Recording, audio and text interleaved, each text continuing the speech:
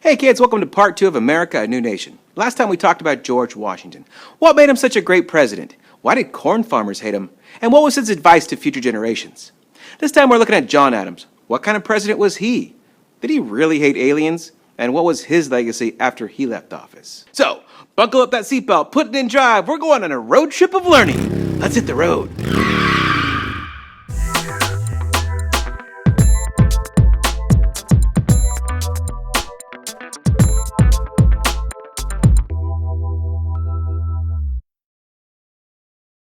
So who was John Adams? Well, he was the first Vice President of the United States. He was the second President of the United States, and unlike George Washington, he only served one term. I could tell you what John Adams thought about the job of President, or I could let him tell you himself with today's In Their Own Words segment.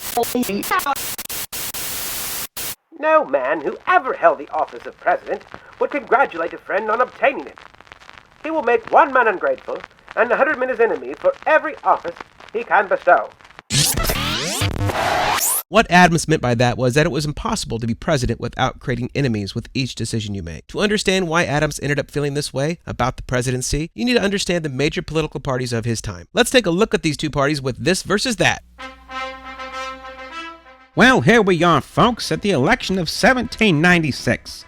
George Washington has stepped down after 2 terms as president, and no one is quite sure who should be our next president. The 2 contenders are John Adams and Thomas Jefferson. Let's take a closer look at our 2 contenders. In this corner at 5'7", weighing an estimated 245 pounds, is John Adams fighting for the Federalist Party.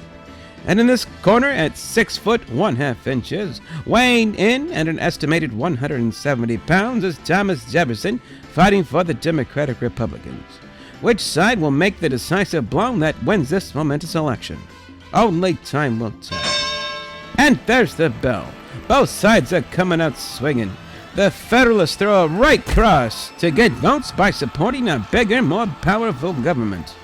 The Republicans defend a counterpunch by promoting small government that protects freedom.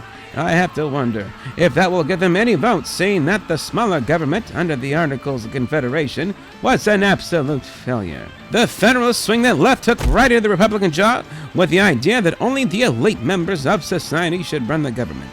The Republicans are staggered back but are still on their feet. They jab the Federalists right in the chin, responding that only the common man should run the government, and follow up that jab with a nasty right cross, siding with France in the debate over who should America ally with. Wow, folks, this fight is really going back and forth. Have the Democratic Republicans made a point with America that they should support France since they supported them in the war? Or is this just another trap by the Federalists? It looks like the Federalists have battled back. They have supported Britain in this fight, saying that the French are much too violent in their revolution to be supported. And I gotta say, they have a good point. I'm not sure how much more the Republicans can take. That last one really put them on the ropes. It looks like the Republicans are running out of gas. Do they have one punch left? Oh, they do! It's a left hook, this time the Republicans supporting farmers as America's main industry.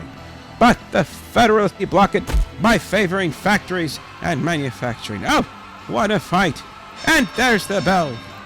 Let's check the judges' scorecard and see who won that round. After round 1, the Federalists are victorious, and John Adams has been elected to the presidency of the United States.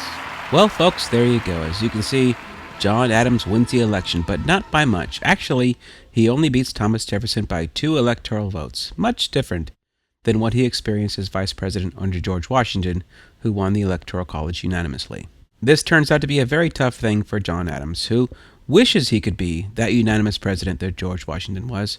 But as he goes through his presidency, he finds it's much more difficult to manage a country so evenly divided as it was.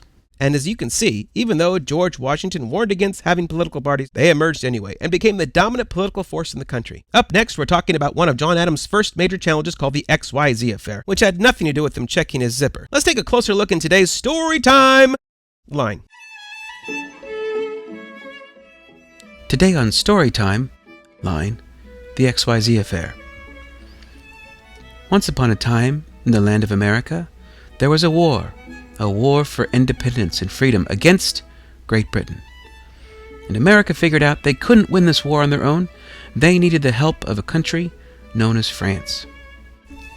And America was able to defeat Great Britain and set up a new government of its own that would ensure the freedom of its people.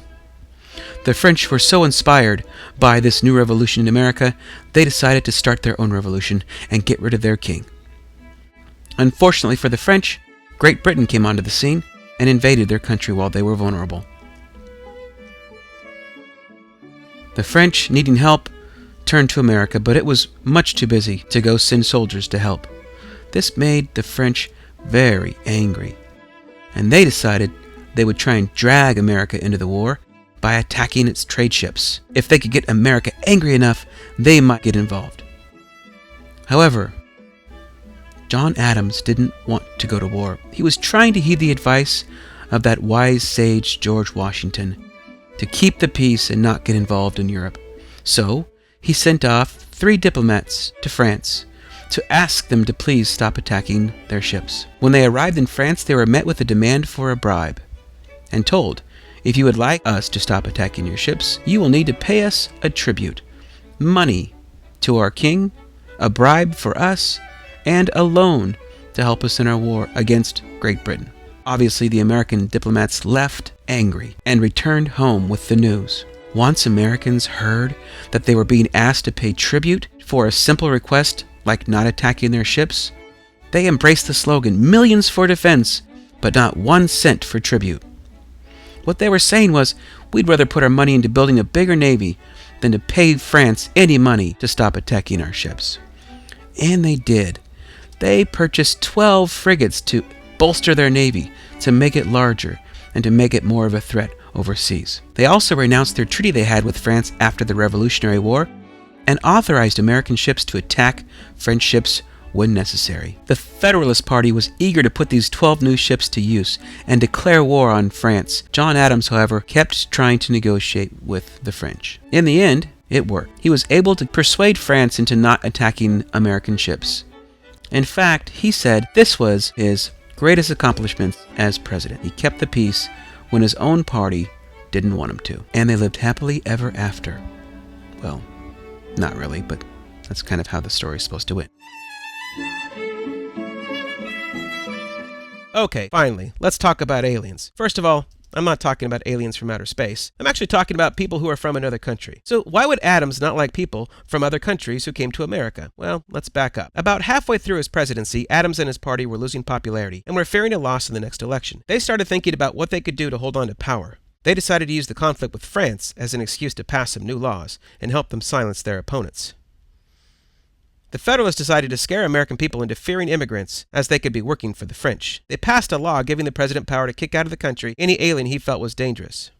The president could then kick out vocal immigrants who would encourage people to vote against him. The other law they passed was known as the Sedition Act. This made it against the law to criticize the governments, Congress, president, or vice president in speech or print. If you were caught doing so, you could be fined or even put in jail. This would give the Federalists a big advantage during the elections because it would be against the law to criticize the president, but his opponent could be torn apart in the papers or in speeches. Well, it turns out the laws didn't work. In fact, it made it worse. The Alien and Sedition Acts turned the American population even more against the Federalists. So, the winner of round 2, which would be the election of 1800, is the Democratic Republicans. And it's a knockout. The Federalists never won another presidential election, and the party soon died out altogether. So what? Well, after today, you should be able to explain the answers to the following questions. What was the difference between the first 2 major political parties in the United States? What was the XYZ affair, and how did it affect the United States? What were the Alien and Sedition Acts, and how did they affect the U.S. and the Federalist Party? Well, there you go. If you know all those, then you'll learn what you needed to know. Stay tuned next time while we talk about Thomas Jefferson and how he made those pirates walk the plank.